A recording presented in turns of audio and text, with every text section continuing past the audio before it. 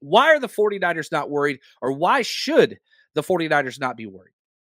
Well, one, this is the first 7 seed in the history of the NFL. This is a new playoff format that was adopted just a couple years ago in the new CBA. First 7 seed ever to win a playoff game. Thank you, Cowboys, for making dreams come true for the little guy. That's what they do.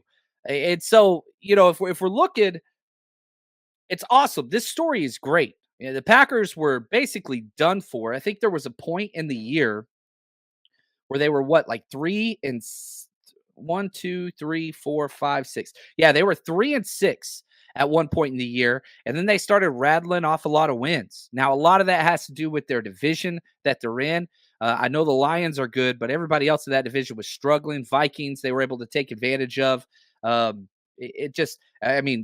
you look at their wins, their last 3 regular season wins, Panthers, Vikings with Nick Mullins, Bears. Like, you see what I'm saying? Like, come on, man.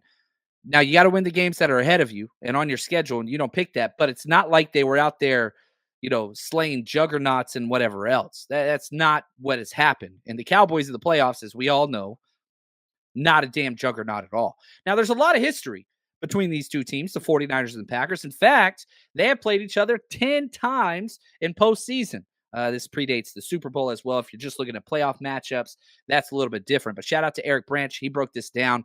He always does great work. So the most postseason matchups in NFL history now will belong to the 49ers and the Packers.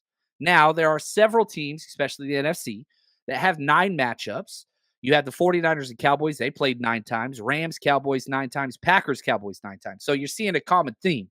49ers and Cowboys and Packers, these are the teams that play each other. And that's just the way the NFC has been. Really is. Now, since Shanahan showed up in 2017 and LaFleur showed up in 2019, they've coached together. We broke down a little bit last episode just about, the coaching tree and how, LaFleur was with Shanahan, I think, for 8 consecutive years coaching underneath him, learning. 8 years is a long time. That's a long time. And so he's been around. He's a Shanahan light, part of the coaching tree, all those things. But they played each other. They're 3-2. Shanahan has 3 wins. LaFleur has 2 wins. Now, if you look at the playoffs, Kyle Shanahan's 2-0 in the playoffs against him. So the only 2 wins that LaFleur has, those were regular season wins. So we're 2-0 against them in the postseason with both these coaches, but we beat them the last 4 consecutive times in the postseason. Those were all Aaron Rodgers. Aaron Rodgers went 0-4 against the 49ers for his career with the Packers. Now, if we look at those 4 postseason games, I'm not sure there's a lot to take away from this, but I thought it'd be interesting just to highlight the scores of these games. You've won 45-31, 23-20, 37-20, and 13-10. So you've had 2 kind of blowout wins, and you've had 2 close game wins. One of those was the terrible weather game. That was the most recent one. And so it's interesting. These teams have history. There's lots of similarities. The offense is dead on close to the same damn thing. And so this is a big thing because for LaFleur, he has not been able to get past Shanahan in the playoffs. 2 exits already, and that was with MVP quarterback play. Now, Jordan Love's great.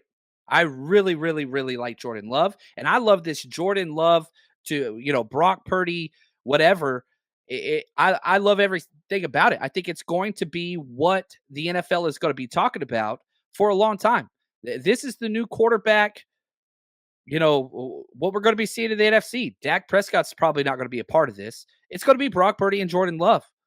Now, this is a chart that measures quarterback efficiency starting week 9 going through the wild card weekend. And if you look at this, the further right you are, the better you are. The top you are, the better. So the top right is the best that it gets. And sure enough, Brock Purdy and Jordan Love, Brock Purdy's the best there is. But they're in a category to their own. Third would be Dak Prescott. Then you see C.J. Stroud. Nick Mullins has actually made an appearance on this chart as well. But the thing to take away from this is Brock Purdy and Jordan Love are playing the best in the NFL currently as pocket passers and efficient quarterbacks. Now, the caveat to this chart is this. This is a week 9 all the way to week 18. If you did weeks 1 through 8, Jordan Love would be at the bottom of this damn list. It took him a while to flip the switch and to get to where he is playing now, but he's playing great now. Jordan Love's playing amazing. Like, I'm not trying to take anything away from him. Now, the fact that he is playing so damn good, and this is what bothers me on social media and people like, oh, we're scared and blah, blah, blah. And oh my gosh, Niners have to play their best game. That's total bananas, man. I almost let a cuss word slip right there. Look, Brock Purdy's been doing this longer than Jordan Love has. Brock Purdy already has twice as many playoff wins than Jordan Love does. Jordan Love is older with less experience. And even at the height of Jordan Love's game this year, if you smaller sample size, but if you take the best of the best, he still is not as efficient as Brock Purdy is at any point. At any point. So if you're one of those people that's sitting there and you're listening to somebody say, oh, Jordan Love, if he's going to play like this, then, the Niners are in trouble. Calm the hell down. One, we are not the Cowboys defense. Two, Jordan Love has to play against the 49ers defense. Brock Purdy has to play against the Packers defense. And if you can't understand what that means, I'm going to lay it out for you because they're not one and the same. They're not even close to one and the same. The Packers defense is not good, has not been good, is not good. Yeah, you had a good performance against Dak Prescott and playoff pick 6 Dak Prescott, whatever else. But you look at that game, Cowboys still scored 32 points against the Packers in the wild card round. They had over 500 yards offense, the Cowboys did. They were able to capitalize on turnovers and terrible coaching from Mike McCarthy, terrible, quarterback performance from Dak Prescott. Like every single year, those two things happen. And so they were able to win, and rightfully so. The Packers kicked their butt, but still, you gave up 32 points as a defense, the Packers, and 500 total yards. Like, it's not like it was like the offense was able to carry them. Now, why was the offense able to carry them? The Cowboys linebackers are absolutely horse manure. It was one of the worst linebacker games I have seen in a long time, which is saying a lot because I do watch a lot of Cowboys games. Well, let's look at the 49ers linebackers.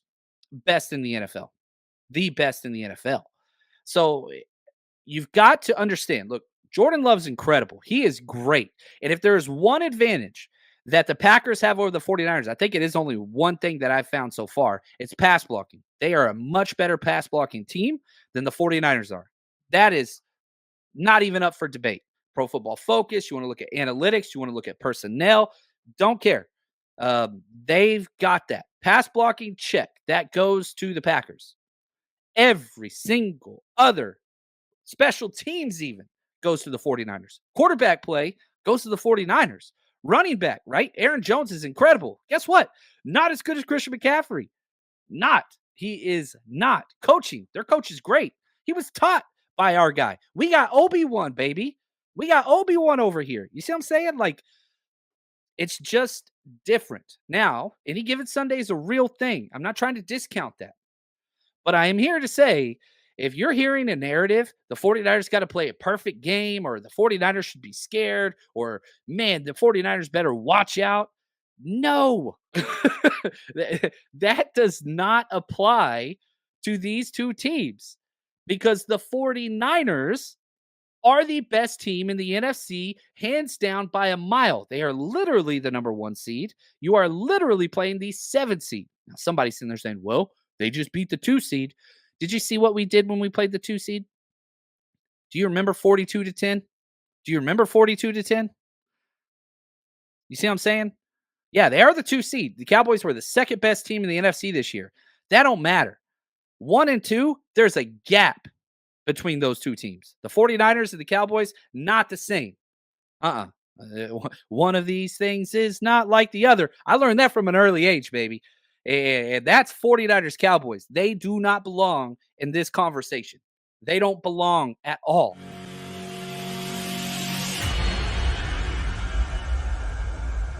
The 49ers Rush Podcast.